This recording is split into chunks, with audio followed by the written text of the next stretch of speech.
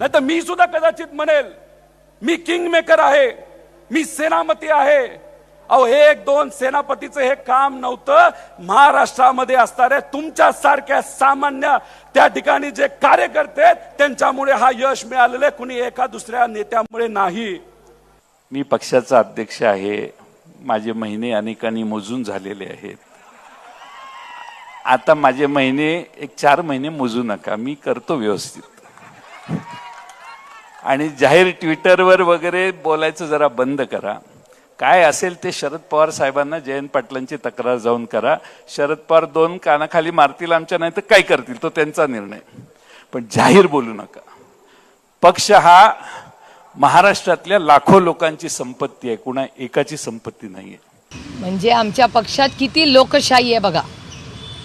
It's a compliment. उलट तुम्ही आम्हाला म्हणलं पाहिजे की वाह, काय पक्ष आहे तुमचा, किती लोकशाही आहे.